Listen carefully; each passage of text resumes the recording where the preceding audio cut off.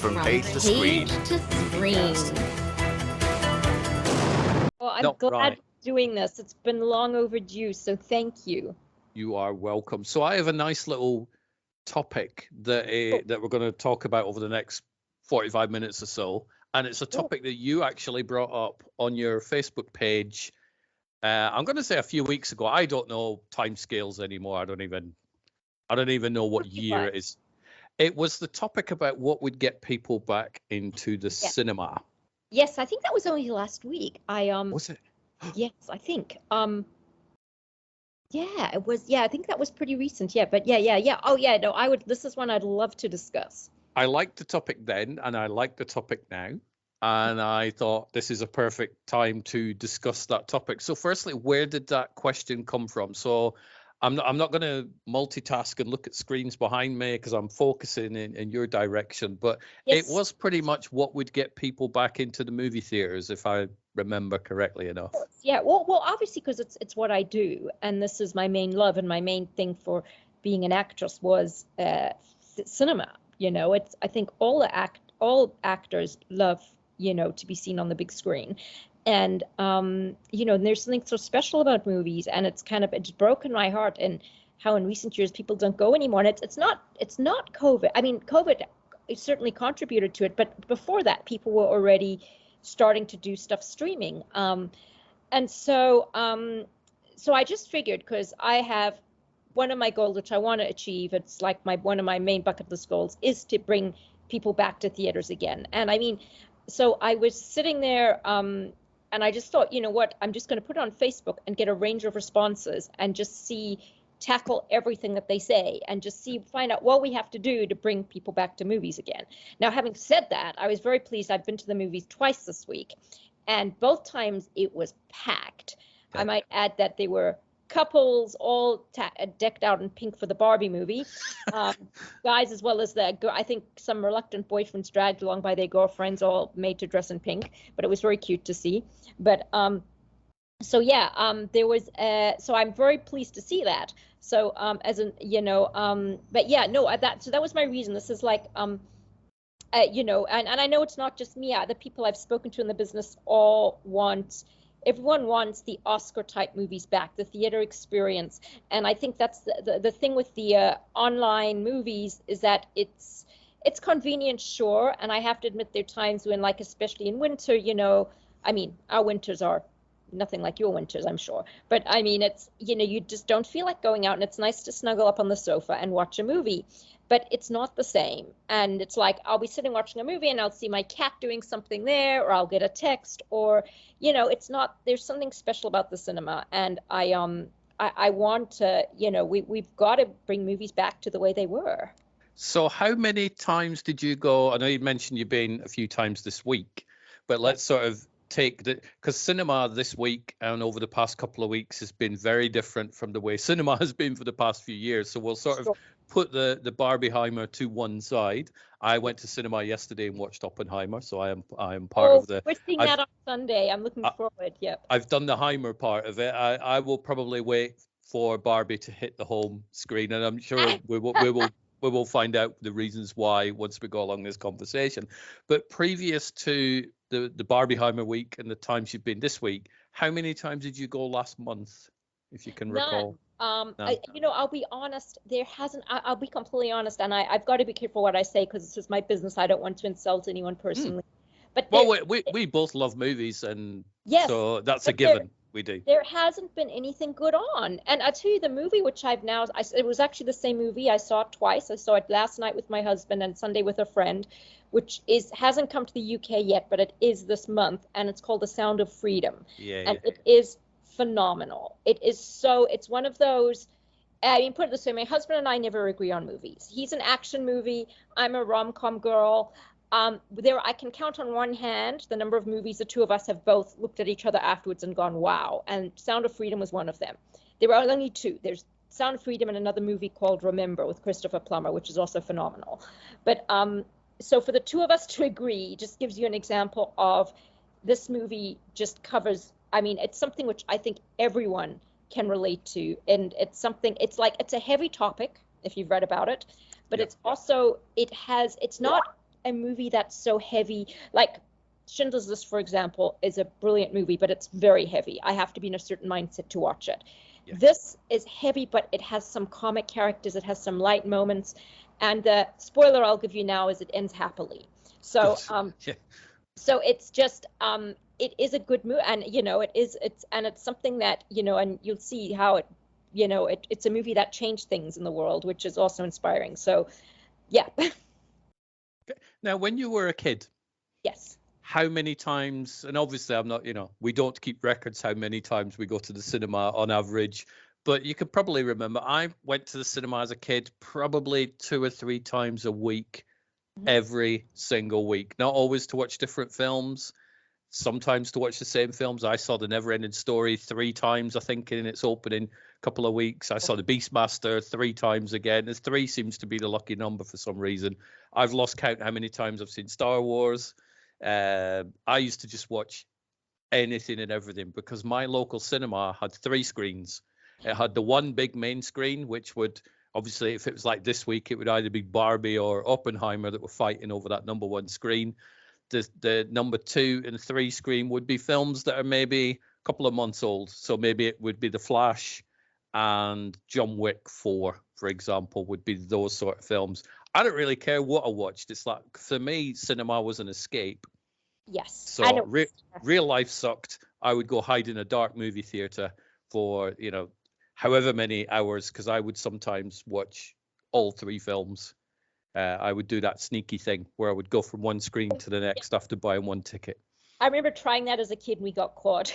We're trying to the movie across the hall was a no under 18, and we tried to sneak into it because our one was boring. The lady who worked at the theater caught us and dragged us back into our one.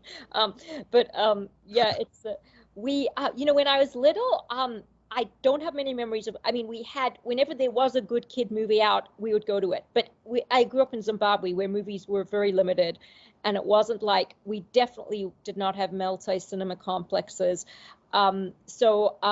Usually school holidays would be when my mom would take us to a movie, because that's when they'd have the kid movies on.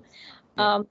But as I went into my teen years, going to a movie was like, again, it was a very limited social life. It was kind of the only thing to do that was legal. I mean, unless you were one of the bad kids who snuck into nightclubs underage. So, and I wasn't. I was a complete nerd.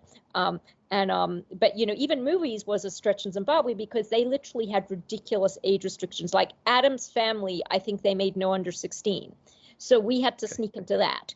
And it was like, and it was a thing with us. It was like, the movies were a place to hang out. So we would do it. It was like, go to the movie and then afterwards hang out outside the cinema where there was an ice cream store with your friends. It was like the social thing. And I can remember one time I remember being seriously pissed because I went with my sister. Sorry, you don't want me saying the word pissed, do you? It's fine. You've already said it. You've said it twice. It's fine. Oh, it's I apologize. Is there a swearing restriction on your show, or? No, not at all. No. Okay, good. I know. My sister's 2 years younger than me, but I was shorter than her and skinnier than her. And I used to get really annoyed because I remember one time we tried sneaking into an under 18 movie, and my sister, who was 2 years younger than me, they let in, and they stopped us, and they said no. They pointed to me, who was older than them. They said, you can't go in. And they let my sister. But it was funny because I wasn't popular that night because my sister obviously did the right thing and didn't go in either, and then her friends obviously did the right thing. But I think I wasn't too popular because I stopped us going into the movie. Yep. So what do you think? Because I was looking over some of the reasons or some of the answers to the questions, what would get people going to the theaters again. Some of them were interesting. A lot of them I could probably, I don't know whether I would shoot the messages down and go, that's wrong, because I think everybody's got their opinion, and that's clearly what's keeping them away from the cinemas. But for me personally, I used to go to cinema a lot. Now I don't go so much. I've been 3 times this year. I think it would have been 4, but I haven't managed to watch Indiana Jones yet because I had a cold and a cough, and it's like I don't want to go into a movie theater and be coughing for like 2 hours and 25 minutes or whatever. Will hate you in this post-COVID environment. I went to see Cocaine Bear back in February just because it looked fun. I'm like, you know what? I've never seen a film about a bear doing cocaine. I'll go watch that. So I went to see that. It was good. It was a big old bucket of popcorn movie, which is exactly what I need. The cinema was quite quiet. Yeah. I then watched The Flash, which I very Oh, much enjoyed. Very, very good film. Do not listen to all the haters of that one. If I never know, listen to what other people say about movies, and no offense, but I never listen to critics. I look at no, the trailer, I make up my own mind. yep. It's so don't it's just it's just something you which I but so I'm curious. So with reading the comments, what was your takeaway other than I think a lot of them are valid points. I think if you look at, I mean, cinemas have been around for, I don't know the exact date, but like 120 years, for example. To say that the turn of the 19th century or thereabouts, there was some sort of cinema. There was nothing else to do other than theatre. So there was obviously movie theatres and then stage theatres. So you had that. You then fast forward to like the 1950s, and pretty much every home has now got a television. mm-hmm. So there would have been a whole bunch of people that thought, you know what, I don't want to go out now. I've got this theatre, this little square box in my living room.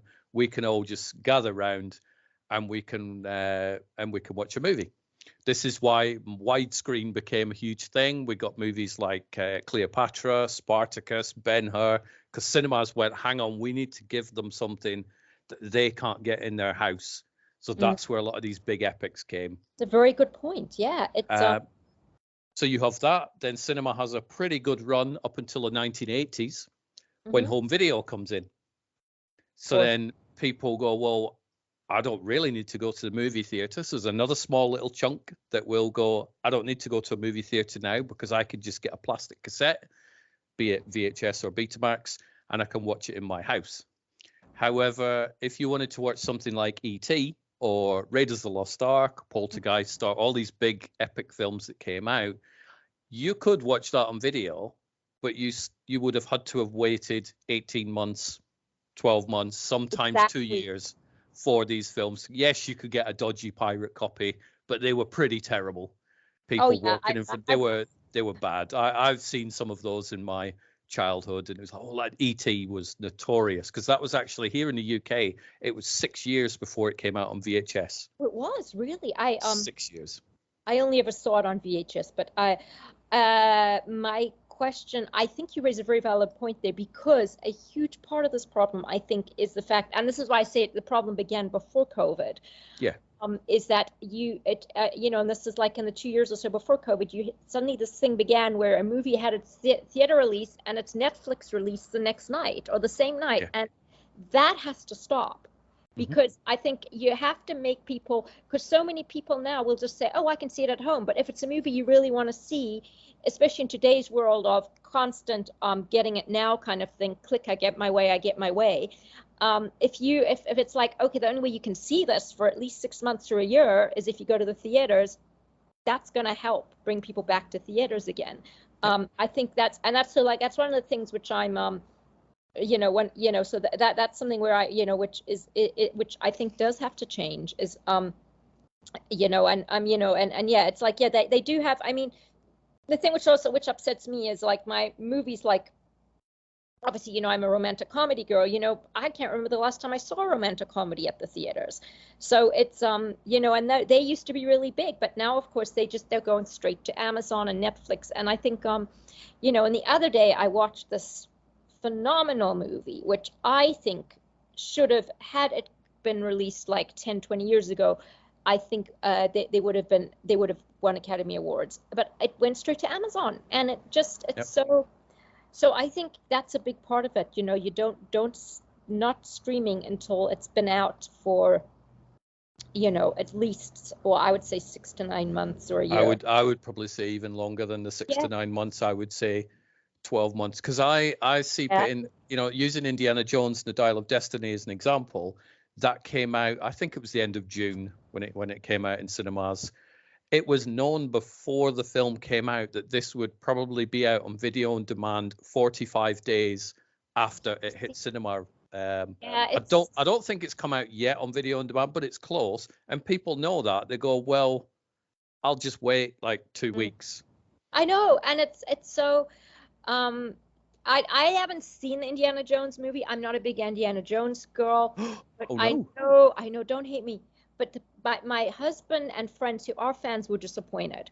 Okay. I'm just, yeah, but I'm Yeah. not, don't go by other people's opinion. Make up your own No, mind. not at all. Not at all. I spend a lot of time on the internet, and the last thing I do is I like to read people's opinions of films as entertainment. Go, well, you didn't like it, but I'm still going to watch it. Yes, me too, me too. Like I've read so many, I still want to see the Barbie movie. It's the little girl in Yeah, me. I do. My husband is cursing me. He's like, no, I said it's a tough, we're seeing Oppenheimer Sunday and we're going to see Barbie on Tuesday. But it's just it's just, and I've read so many mixed reports on it, and I'm just not, and some of the reviews are hilarious and some, but it looks like it's well done. And as someone who grew up playing with Barbies, I kind of feel I have to see it. I think with Barbie, if you go into it expecting a film just about the dolls and the dolls you loved when you were like 6 or 7, I think you'll be shocked. And in a good way. Oh, I no, think it's more intelligent than just a film where 6-year-olds are going to go, yay, Barbie movie. It's a smart film from what I've heard. Not a kids movie. I've heard they were apparently have been taking the kids out because they thought it was a kids movie. And if only they had some sort of certificate that they could assign to these films, which would educate parents. Who knew? Maybe that's something the film studios could work on. Some sort of certification and age rating. Just putting that out there for the film studios. But yeah, so you go to the 80s, and if you wanted to watch a big film, you had to wait 2 years. And that's great. I think that's how it should go back to. Yeah, at least a year or 2 years is great. Yep. You fast forward then to the early 2000s, and the early 2000s, I'd been working in a video store for quite a few years, so I've done the whole video rental and saw how long it is before films came out. Early 2000s, DVD starts to pop up. That's right. Yes. Certainly here in the UK, I think it was around a little bit before in the US, but in video rental stores, it was around the time of Gladiator and Training Day and Ocean's 11 and all that sort of stuff when DVDs were huge. Warner Brothers, they were the main culprit over here in the UK, they decided what they would do is they would release films. Gladiator was released a lot earlier on.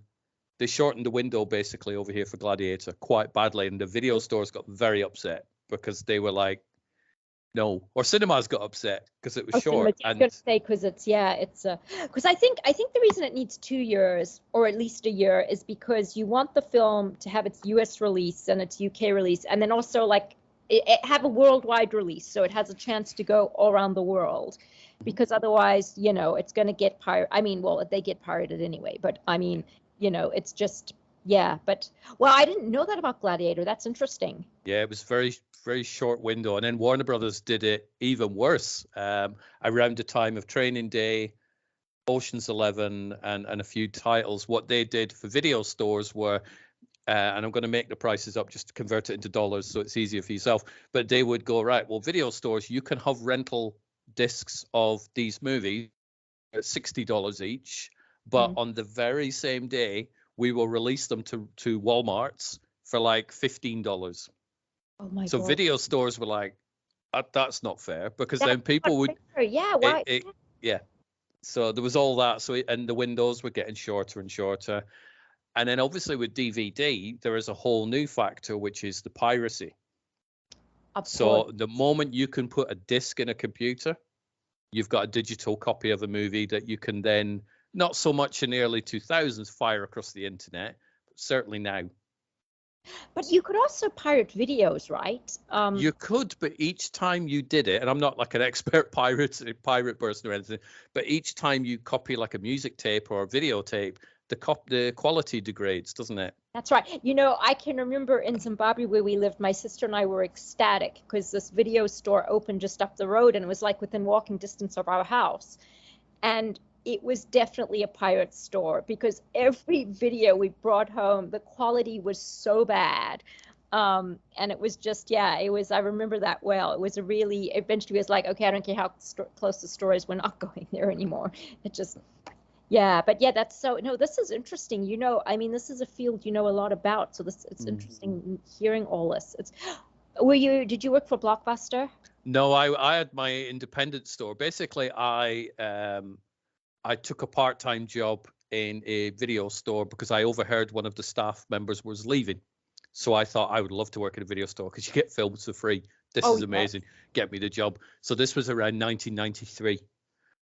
So from 1993, I just worked in a video store. 1996, I then transferred to another video store in the same chain. Was owned by the same gentleman.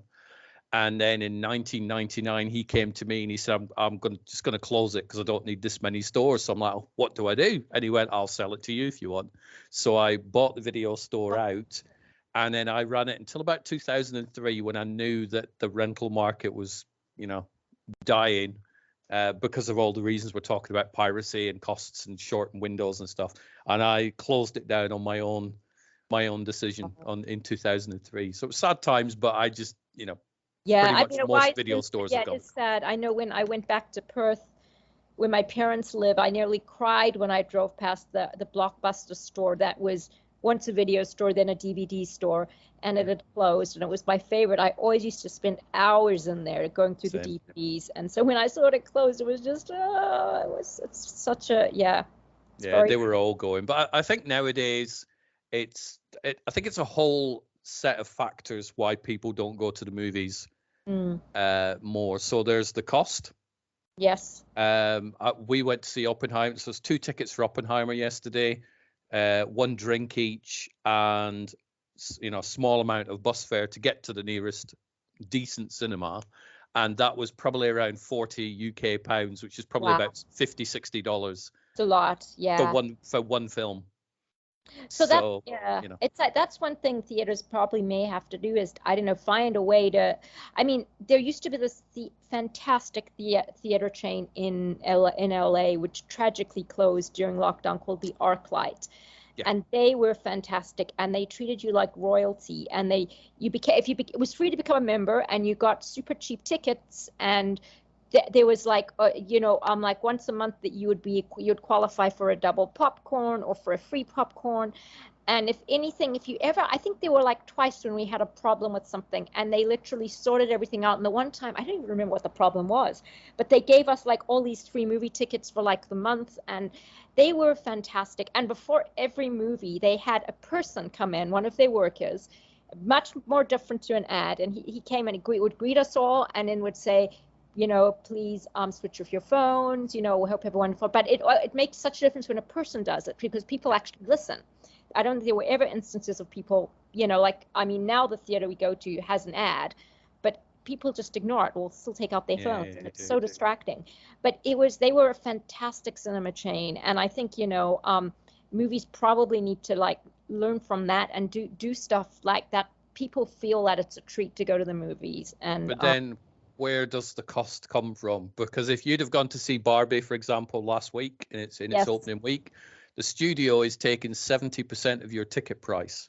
Right. We'll have that. So your cinema, be it an ArcLight, if it was still open, or another one, 30% of your ticket they get.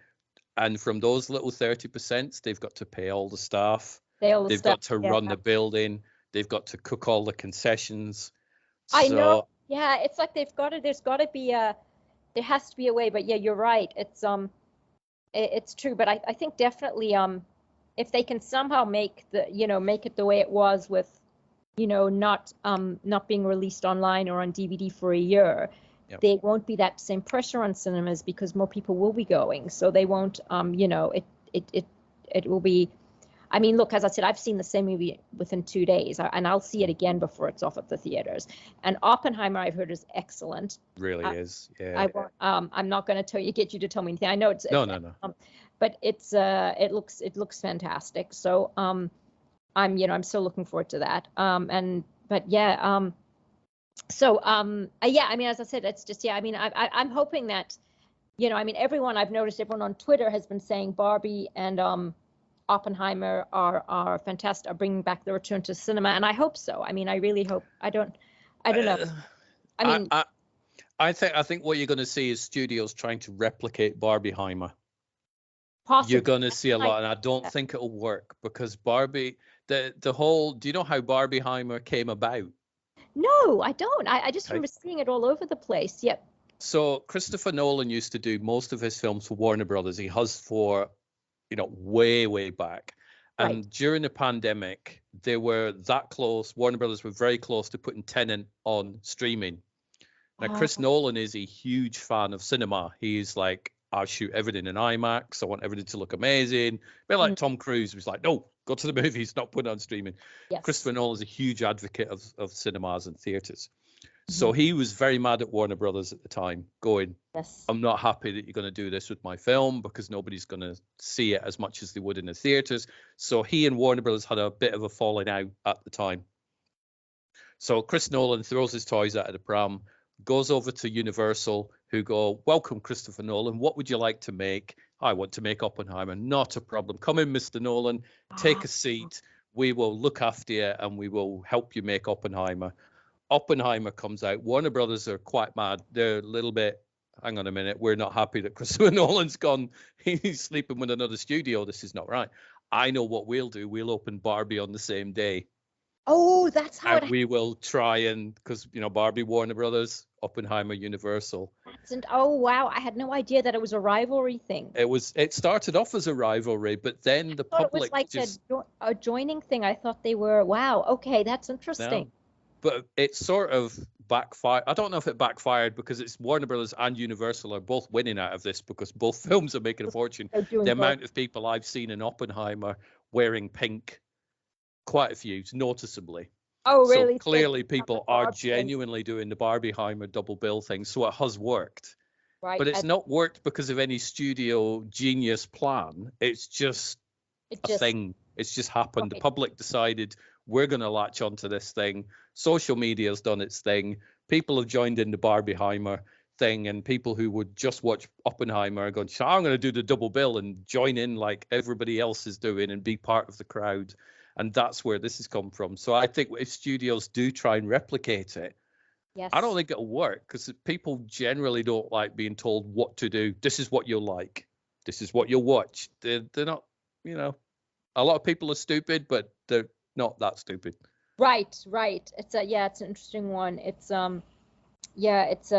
which, also, going back to the Sound of Freedom, which, is their story and how they got made is fascinating. They were owned by, I think Fox had it. Yeah. They shot it, and then Fox got bought out by Disney. And the film was shot, but Disney had no interest in selling it. So it was just shelved. So the producers had to buy back their own film, and they've sold it independently. And it beat out Indiana Jones the first week, the first night, in fact. And now, my husband said to me last night, he said, think of how well they could do if they'd had the marketing budget of Barbie. And they've done super well just on their own. They've more than, quadrupled their money back. But that's just another thing to keep in mind when you go see it. Like this, there was a kind of David and Goliath thing that they literally went out on their own, and they have done so well without the big studio marketing budget. Which is, without the big studio marketing budget, though, it means it's going to make less money to be profitable.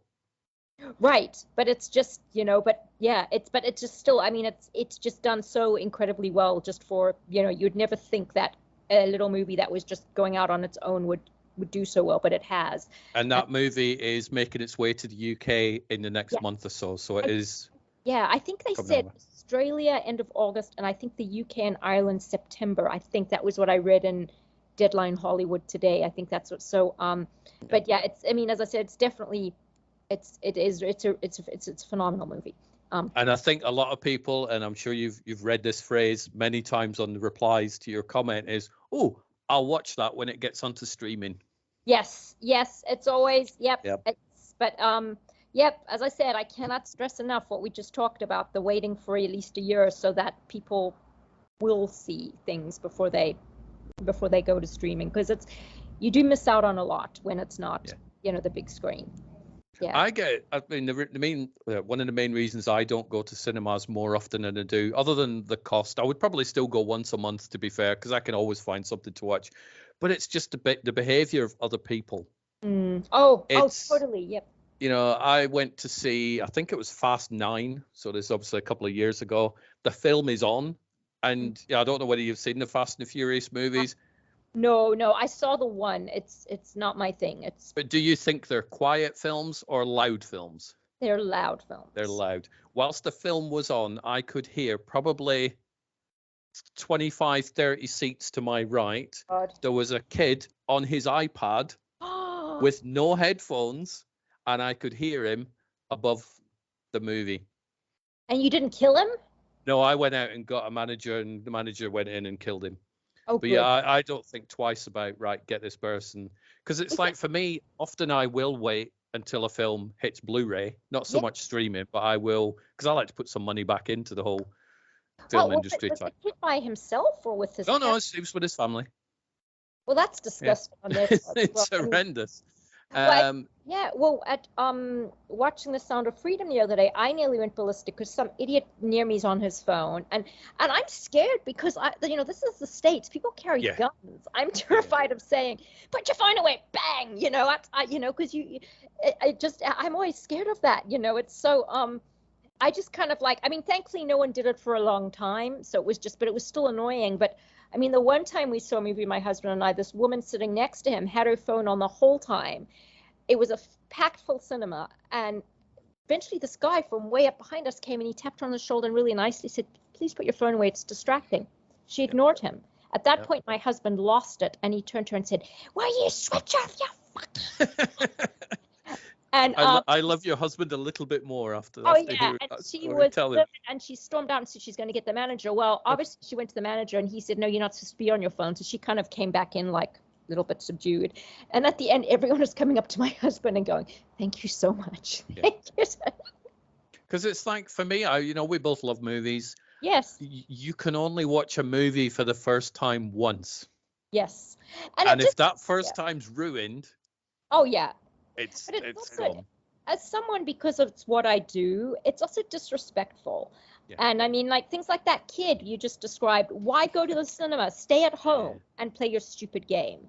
And I mean, look, I'm like this with phones, with everything. If I'm chatting to a friend and they take their phone out, I will stop talking and I'll say, "I'll continue talking when you put your phone away," because it's just I find it really rude with everything. You don't have to keep checking your phone. And but with movies, no, it's not okay. And it's you absolutely it's and I think theaters need to be strict on it because it's spoiling it for everyone. But the problem with that is, and it's like, I don't think there is one reason why people don't go I think there's 500 different reasons why people don't go. The reason that the staff won't go over and speak to somebody and say, "Put your phone away," is for the reason you described. They don't want them, somebody pulling out a weapon and this person in the cinema, the staff member, is probably on a minimum wage. They're like, "I don't really care. I don't want to upset a customer." This whole "the customer is always right" thing, that's not been around for decades, but customers seem to still think they're right all the time. Right. It's it's true. It's very, but yeah, I mean, as I said, I'm hoping, that this is going to change and that people will go back because, I mean, I miss, I said, so one of the main reasons I haven't been going is just that there hasn't been anything on that I wanted to see until now. It's just, I find that, a lot of the movies that are getting greenlit aren't just, maybe it comes down to money, is that I don't want to spend money on something which I'm not going to enjoy. Yeah. And my husband is one of these that doesn't matter how bad the movie is, if you spent your money, he will insist on staying. Whereas I'm like, if it's shocking, I'll walk out. Yeah. But so it's, that's a big part of it. And I mean, look, there've been 2021, end of 2021, there was some fantastic movies released. I think that was like right after lockdown. They had what was it called? Sorry,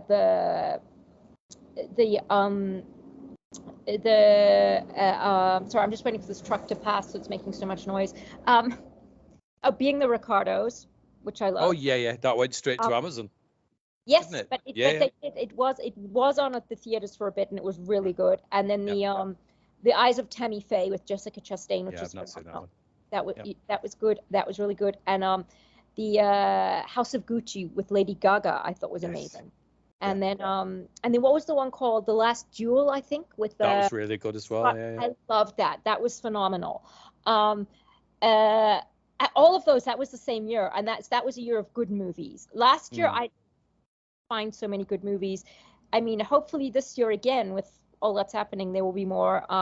Let's hope these strikes don't go on too long because people need movies.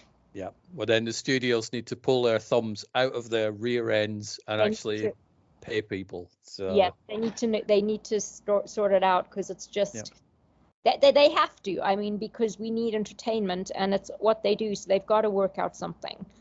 I spent quite a lot of time. This was around the writer's strike, so when it all started to begin, so to speak, and then the actors went on strike.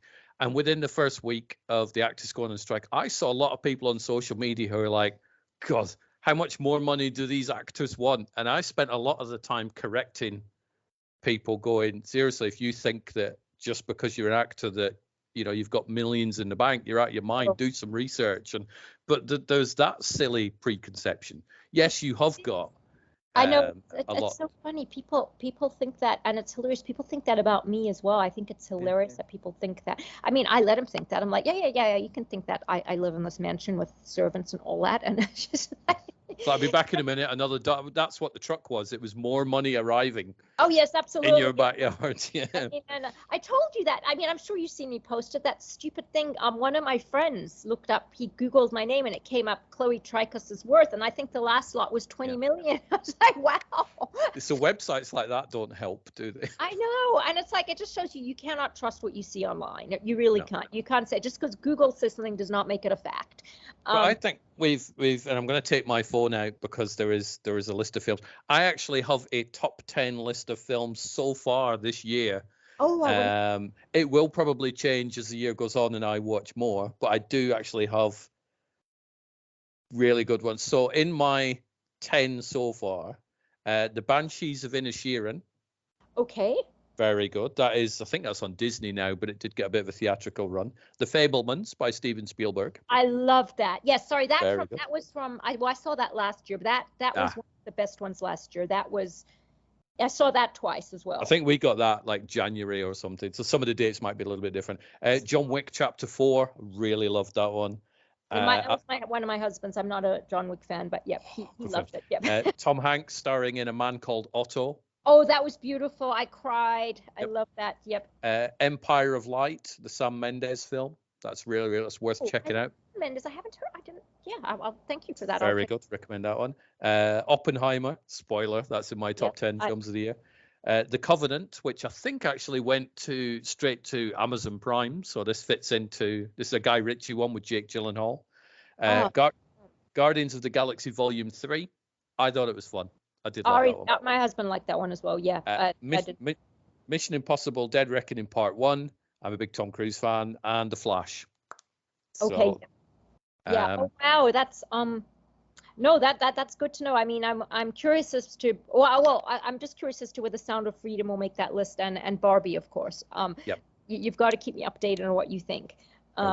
But yeah, it's no. I mean, as I just said, Jack, I just think movies are, it's such to me they're so important, and as I just said, the striking and the studios thing just worries me. They've got to sort it out. But yeah, it's really a form of entertainment everyone needs. I mean, that's what kept us going during stupid lockdown was the fact we could sit at home and watch movies. Yeah. What did we do when we were locked down in our houses? We watched TV programs which were written and have actors in them. Exactly. And directed. We're not going to talk about the directors because they folded too quick, and so I'm stick with the actors and the writers. We listened to music. Exactly. And we watch movies in our house, which were written and directed. It's like someone pointed out the other day that who are the directors going to direct? If they've settled, but the actors haven't, and what are they going to work on if there's no script? So it's so they have to sort. Yeah. Anyway, let's hope. I think they will. I think they will. I think it's just a case of who blinks first, isn't it? Yes. Absolutely. Mm. But no, I think with the cinema, I genuinely, unless they do something like you said, where it's like right now we're doing a 2-year window or a 12-month window, which I don't think they'll do. I think cinemas would studios would happily watch cinemas go, so they could then put all their films on streaming platforms. Just this week, Disney announced that in Australia they are no longer going to be releasing Blu-rays and DVDs of Disney movies. Oh, really? They are stopping fully production. Once they're gone, because they want everybody to go, I want to watch Avatar, The Way of Water, for example. I can't buy the disc. I need to subscribe to Disney Plus to watch that. Wow. Well, that's been a huge part of the strikes, is all that all these studios have gone and done their Paramount Plus and their Disney Plus and their because that all happened in lockdown, and the actors are suffering. So it's just they've got to that's so not on. I cancelled most of my streaming platforms, and I know I've seen some actors go, no, don't cancel your streaming platforms. We need the numbers or whatever. But I thought, you know what, the studios aren't paying people. I will just cancel the majority. I still have Amazon Prime because I use it for the shipping, and I still have BritBox because that shows a lot of the UK content that I've just missed. But I got rid of Paramount, got rid of Apple, got rid of Netflix. I haven't got rid of Netflix, but because we're watching a fantastic show on it, but I've downgraded. I used to have get their DVDs and stuff, and I'm now on the lower plan where it literally but Amazon movies, I that's where I get my movies from. I can't not subscribe there because it keeps me sane. Otherwise I wouldn't have access to movies. But yeah, it's but I know. I mean, I want them to stop all the Paramount Plus and all of that. They've got it's just not right. And they got greedy. That's what happened. Yeah. And it's And I think Disney did with the change of leadership. So Bob Iger came back, and let's not comment on Bob Iger saying stupid stuff at his $1 million retreat against the strikes and stuff. But if we put that to one side. I think Bob Iger realized that, hang on a minute, we've just gone straight to streaming too much. We need to scale it back and do something. So hopefully that part will work. I mean, it's so sad because it's seeing Disney movies in the theaters, that's such a huge part of being a kid, And Pixar was a huge event. And then over the past few years, certainly right through the pandemic and stuff, it's like, oh, Pixar, just throw it on streaming. No, and I'm not normally a Pixar person, but my friend in Australia who I used to see movies just persuaded me, and then I got totally into them. I loved that they made them best movies, and only for the big screen. I think it should, They were an event. Absolutely, yeah. So it's like I don't know whether I went yesterday. It was Wednesday afternoon, or I think what day it was. It was the middle of the afternoon, and there was only 16 seats left in Oppenheimer in its second week of release. And it wasn't just on in one screen in the cinema. It was on in about 5 or 6 screens. So it was packed. And what I did notice was not the majority of the audience, but a large section of the audience watching Oppenheimer were people who don't normally go to the cinema. They were men and women in their 60s. And 70s, because there was a couple of women sat next to me, and they were around that age. And at the end of it, they stood up, and I said, so what did you, the podcaster in me just sort of kicked in and went, what did you think of it? She went, I did like it, but it was a bit loud. So clearly she hadn't been to cinema for years. So sometimes when there's a film like Oppenheimer, the other examples where people will come out and they don't normally go out, Schindler's List I saw at the cinema, which to this day is one of the strangest cinema experience. I don't know if you saw that at the cinema. Did you watch that? No, I saw it. So that was on, Dad saw that on DVD, but it's... So it's over 3 hours of Schindler's List. Yes. And including all the way through the end credits, everybody sat there. Nobody made a sound. And it was just, normally when the credits come up, they're up, but they were like, they'd just been hit by a sledgehammer for 190 minutes. At the end where you see the people walking, and then you see them walking alongside the character they played, which I just love that scene. I get goosebumps every time. It's so this, Sound of Freedom was very similar. At the end, everyone applauded. I can't remember the last time that's happened in a movie before. Not unless I've been there at a premiere with a director. Different present, but not just for a general public screening. I've never, I haven't seen that in ages. I've never understood people clapping unless it's a premiere, because I'm like, who you clapping for? No, this affected so many people. It was just people applauded. It was, But it was, but it's, no, it's interesting that, because Schindler's List, I can see how that would have been that way at cinemas. You would have. Saving Private Ryan was another one. Titanic was another one as well. So I've seen all of those on the big screen, and all around me were people that you could just tell don't really come out to the cinema very often, but have gone out for that. So I think a lot of the Oppenheimer stuff is, because it is a story. You're not going to get 8-year-olds going, "Oh, I want to go watch Oppenheimer," unless it's part of the Barbieheimer experience, of course. Well, I mean, I don't think they'd get it, I mean, from what I know of the Oppenheimer story. But also Oppenheimer, I think why they were older people there is because, I mean, they would have known a lot about that period, and, it would have been of interest. I mean, my husband he's wanted to watch Oppenheimer ever since he heard about it, because he is a war fanatic, a history fanatic. So that period of history, he's fascinated by. So, that's his reason. And I mean, I'm also a history fanatic. I love anything historical, and it's good to, and I love seeing good historical movies at the theaters. There need to be more of them. But then I was packed, so I was quiet. I was surprised that it was that busy in its second week. I'm glad. I'm really glad. Well, it's doing. I think here it's also its second week, and it's doing pretty well still. Which reminds me, I will need to book that. Do you book tickets at your theater, or do you just? No, show up? I just show up, because the reason I catch a bus to another cinema movie theater is because I know that they've got the same film showing on countless amounts of screens. Oh, right. It's slightly more expensive than the local theater, which then gets rid of the riffraff. So it's not just people going in playing on their phones and stuff usually, but that still happens. So I will make the extra effort to go watch it on a slightly bigger screen with a slightly bigger sound system, nice reclining chairs. Which no, absolutely, for sure. No, I mean, here you do have to book, and it's just as well, because it's like, I mean, as I said, like right after lockdown, going to the theater, and when we booked, it was just, you'd go online, you'd choose your seat, and they'd be like hardly anyone in the theater. This time it was like struggling. Oh my God, where are we going to sit? It was, which is wonderful, But then what will be the next film to do this after Barbieheimer? I don't know if there is one. I mean, no. Well, I want to see it. My Big Fat Greek Wedding 3. It looks hysterical. I'm Greek, so and it looks, so that's on my list.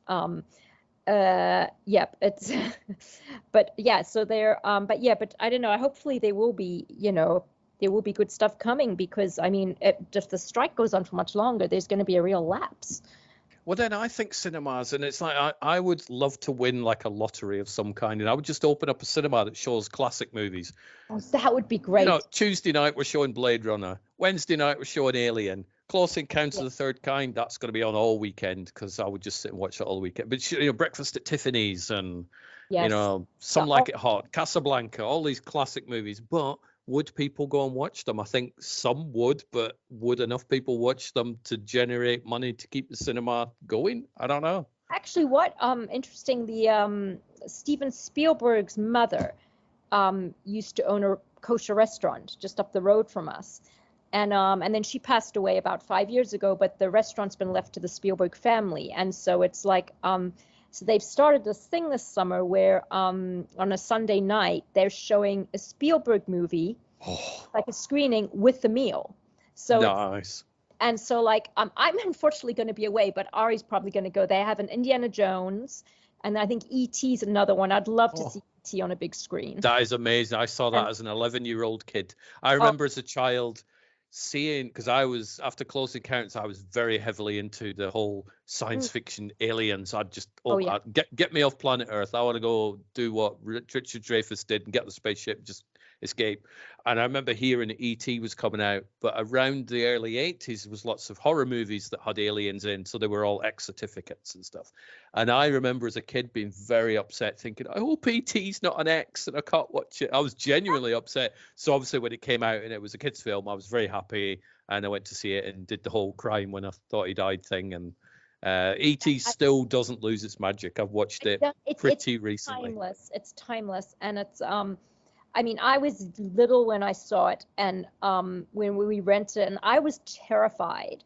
But then you realize he's good, and it's a brilliant movie. I mean, I've only seen snippets of it since then. I've got to rewatch it now that I'm, as a grown up, and just see what my, but because it looks just, yeah, it's a classic. Still great. Yeah, I think, I would love to see that. Cinemas playing old classics, that would be great. In fact, well, they did that here recently. They did some, I mean, you're probably a Star Wars fan. I'm not. Mm-hmm. My husband's a fanatic, but they did something where they did a re-release of the Star Wars movies, and I think it was the anniversary or something. I don't know, but so many of my friends went to it. Yeah. I would watch those. So what is the one thing? I mean, you've mentioned theatrical windows to physical media and streaming and stuff. So not including that, is there anything you would like to change about the movie business? And by that, obviously, I mean cinemas and theater goings and stuff. Is there anything that springs to mind that you think I would, if I could just do that and change it, I would? I mean, I think there is a way to make sure that people cannot use their phones. That to me is a major thing. It's so, and that, I mean, whatever they have to do, even if they have to like introduce a box at the side of the cinema, which you drop your phone off in and someone guards it, I don't know. To me, it's like mobile phones are such a distraction. And that would be one thing. And just, I mean, and have cinemas tougher on things like people who are loud and obnoxious. I mean, when I went to see The Fabelmans with my mom in Perth, I'd seen it already in LA. And I said to my mom, you've got to see this movie. And we went. But, oh, my God, the cinema, I haven't encountered this in the US. I don't know if it was just an Australian thing. But literally people, I mean, admittedly, they didn't talk once the movie started. But the whole way through the trailers, yak, yak, yak, yak, yak, the whole cinema. And I was kind of like, shut up, I want to watch these, Yep. But that's stricter protocol for theaters, like you get kicked out if you talk, or I don't know, employ some, I don't know, but somehow if there's a way to enforce that, and I think just also make good, or just more, I mean, they make good stories. I want to see stories that are going to move people, that are going to make people, that are going to inspire people, that are going to educate people. That's another thing, just, it's so, I mean, there are still good movies being made, as I've just told you some examples and stuff. And, but it's, I don't know, it just doesn't seem to be as regularly as it used to be, I mean, like they always used to, I mean, again, rom-coms, more romantic comedies out at the theaters. I used to just love going to those, and just, Notting Hill, my favorite romantic comedy of all time, that I saw at the theater, and that was just, that's one of the most beautiful romances ever. I've been to a whole bunch of locations that were used in that film. So I've been to the bookshop, I've been to the front door of the house that they lived in, and yes, so I've been to all those in London. I've tracked them all down, so I have nice little photos. The guy who edited that film, Nick Moore, was almost going to direct Jodea. Nicest guy, and very good director as well, but also a phenomenal editor. He's edited like almost most of the big British classics, but it just timing wise, he was just getting offered all these editing jobs, and I just said, look, I really need to get this movie made, and he was wonderful about it. But it was so nice to actually hear stories about it, because Notting Hill is my favorite romantic comedy ever made. Notting Hill, my favorite comedy ever made is My Cousin Vinny. Those are timeless. So that I think so I mean, I think just I would say have more romantic comedies. That would definitely, I mean, I find so many comedies that are made, I mean, again, there are not that many comedies on in the theater anymore, but I find a lot of them can be pretty crude and stuff, whereas I just, there's something about that Cinderella guy girl story happy ending, which people still love, and it's a cliche, and it's but there's a reason people see those movies. I told you, I think I posted a whole lot of my feel good movies the other day. Did. Yeah. And I mean, I recently rewatched Bridget Jones's Diary, which that one's gold. I absolutely love that. I like the first one, but I think 2 I wasn't a huge fan of, and 3 I haven't seen.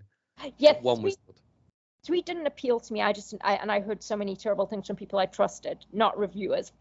And then the second one, it wasn't too bad. The first was classic, and I think my favorite scene in that is when they start that fight to the tune of "It's Raining Men." I just think that's one of the most hilarious scenes ever.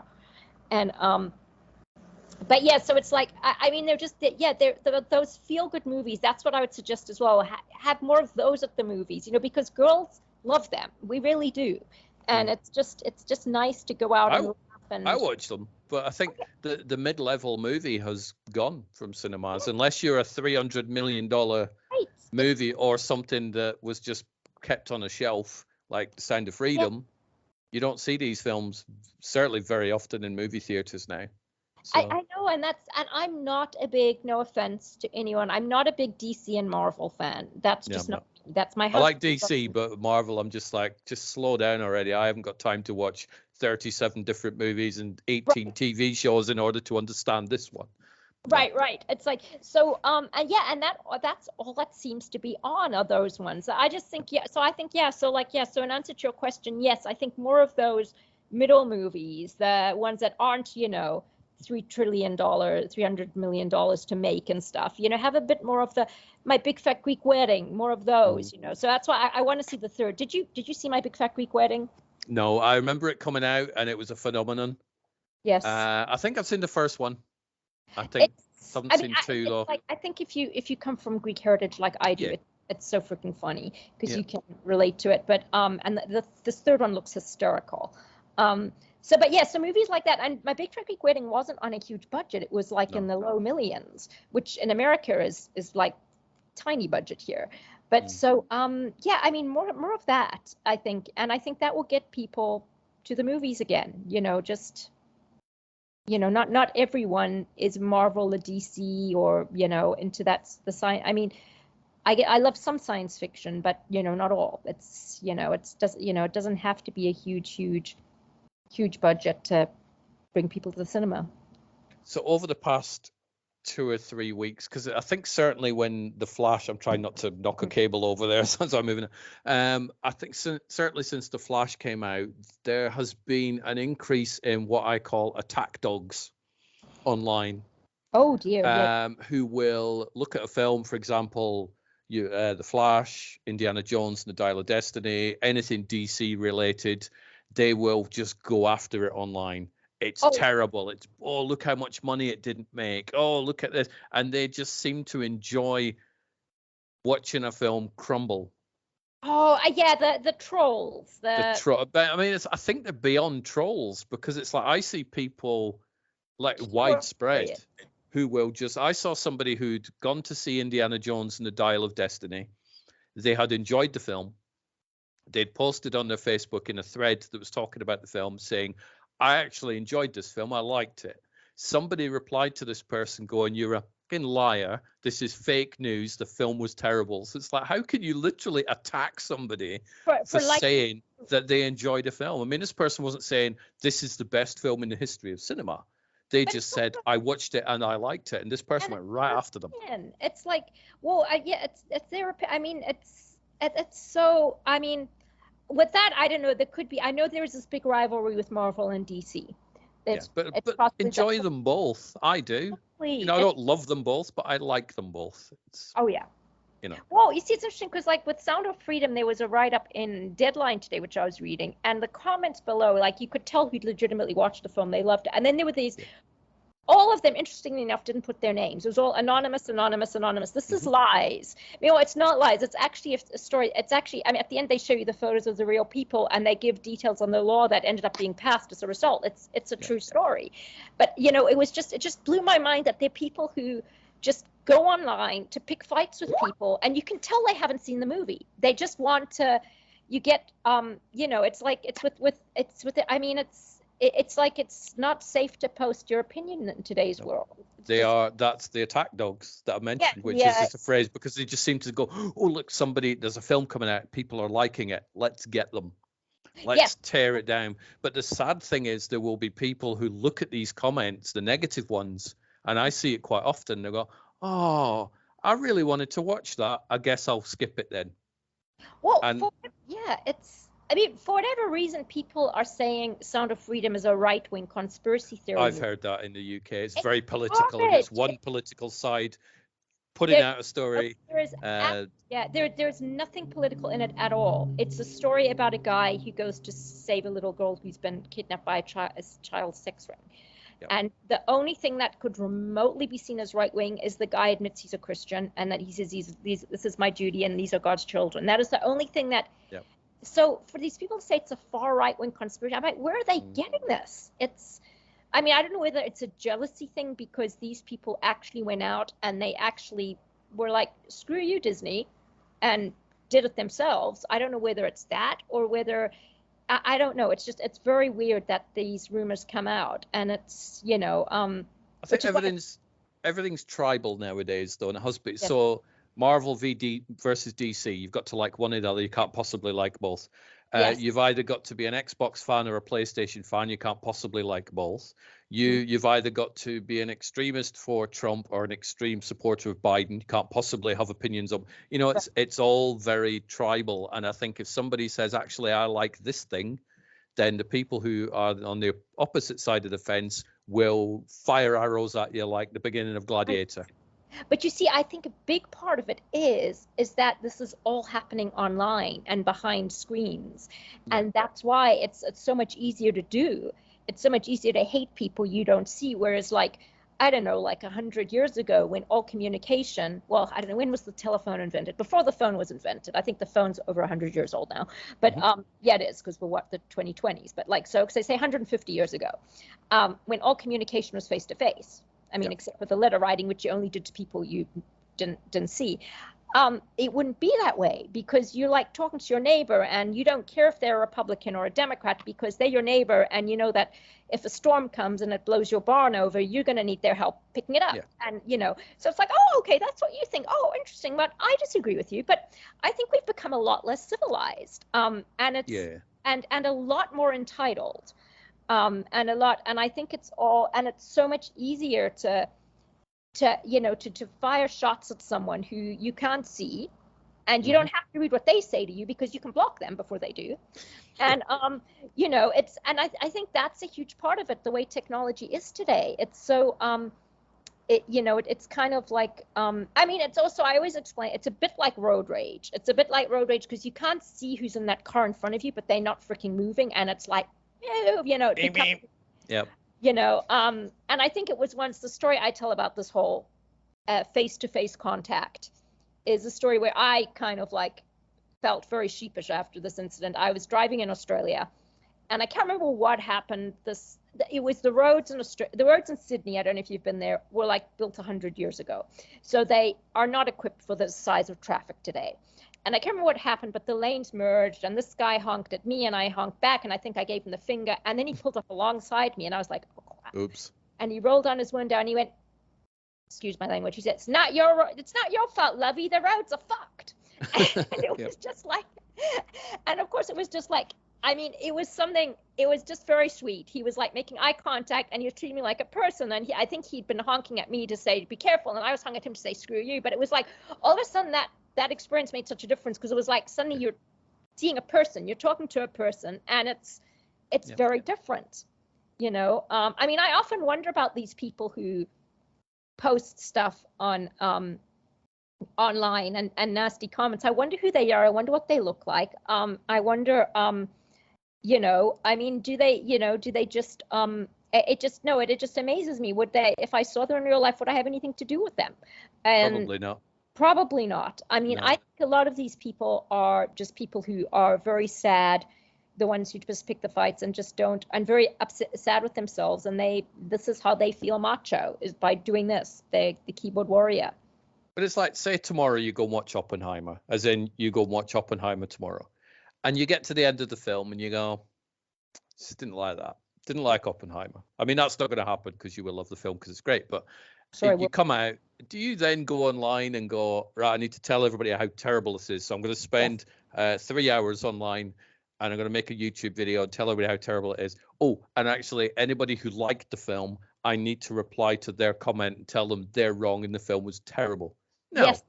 No, I don't do that. I just go, you know what, I wasn't really a fan of Oppenheimer. looking forward to go and watching Barbie, and I just move on. A lot of podcasters will do a worst list of the year.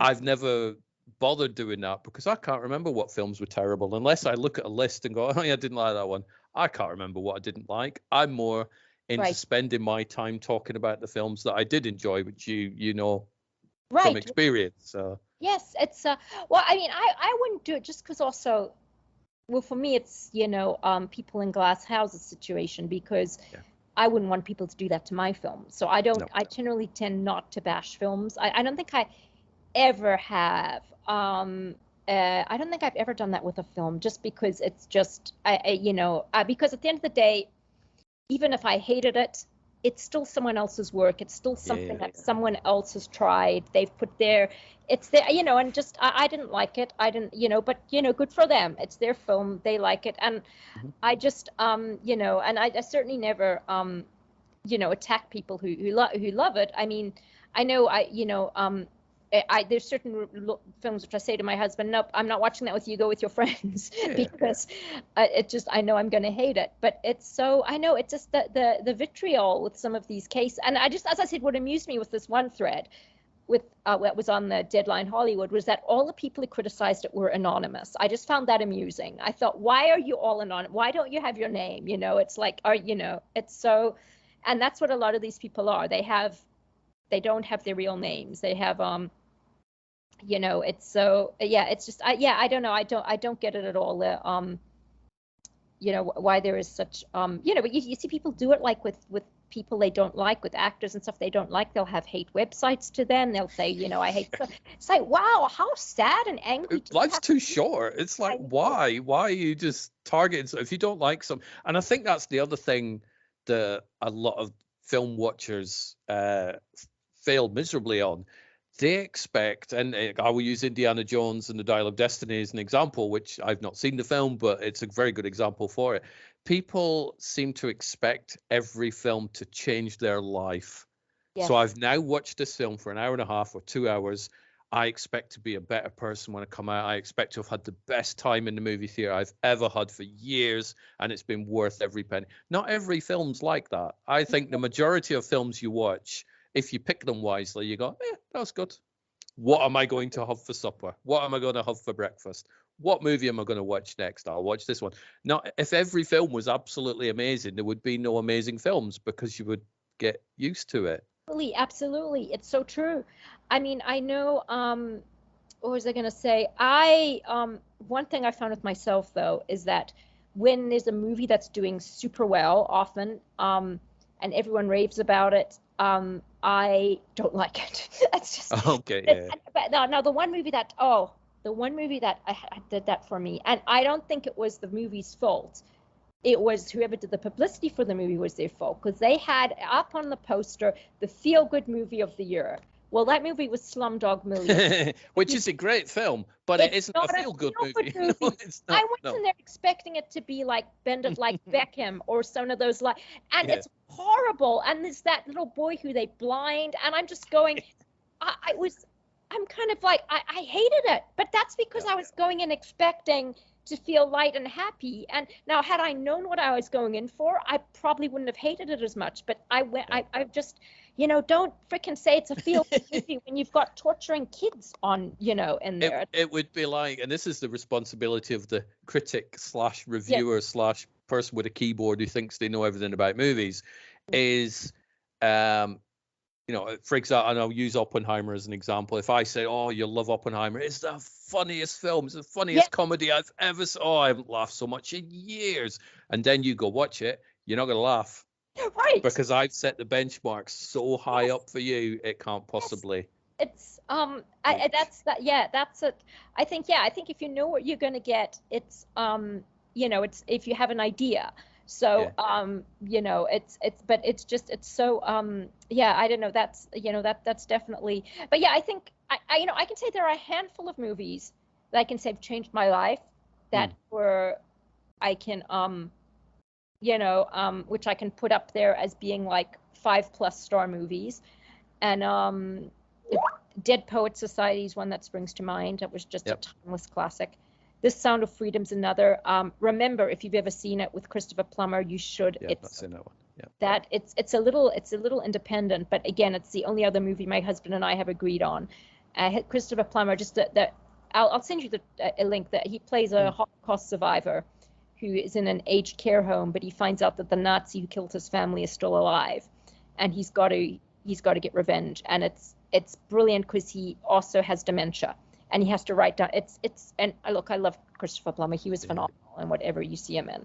And then what else? Literally, but it's literally like just a handful of just brilliant. What was it? Green Book. Yes, I really like. See, that film was critically destroyed by a lot of people when it came out. And I eventually watched it because I thought, right, I want to see what all the craziness is about, why everybody was going after this film. And it wasn't the film that the craziness was describing. I'm like, I don't quite get why they were all going mad at this film. It was well, first of all, it's a true story, and I respect true stories. And yes, it might not be the story you want to hear, but this is the story. It was written by the guy's son, and it's their story, and respect that. And so I, that's the first part. And I loved it. I found both the characters very likable, and it was just, it had everything in it. It made you cry. It made you laugh. It was, I didn't get that when they started criticizing that one, but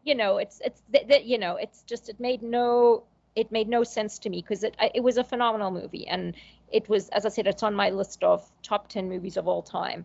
But yeah, it's by the way, I think I mentioned this last time. If you haven't seen it yet, did you ever see? No, I don't think you ever did. Oh yeah, you did. We did talk about it, but I don't think you'd seen it. The Slipper and the Rose, my favorite. Yeah, still not saying that one. Yeah, it was my favorite movie as a little girl. Cinderella story, Richard Chamberlain. But I think it's still a brilliant movie even today, but fully recommend. But it's like not every movie has to change your life. Going back to Indiana Jones and the Dial of Destiny, people like, oh, it's not as good as Raiders of the Lost Ark. No, because you were probably 10 when you saw Raiders of the Lost Ark, and it was the best thing you'd ever seen on the big screen because you'd seen about 15 movies by that time. Yes. And people who, certainly with the sequels and the franchise movies, you can't possibly replicate the feeling that you get the first time you watch it, because now as an adult, when you watch a film, you're looking at the editing, you're checking the runtime, you're going, let me look at these visual effects. A lot of people can't separate themselves. Just watch the story, for God's sake. Exactly. It's so agreed. It's I'm so sorry to do this, but I have to get to a meeting. And it's okay. So, I think we've covered everything, so people should basically, if you see a trailer or a poster and you think, oh, that movie looks quite good, go watch it on a big screen if you can, and if you love it, that's great. If you don't quite like it, guess what? There's another movie around the corner for you. Exactly. And let's make going to the movies an event. A fun event that you look forward to, and switch your phone off when you're in the cinema as well. Switch your damn phone off. Oh dear God, yes. Yes.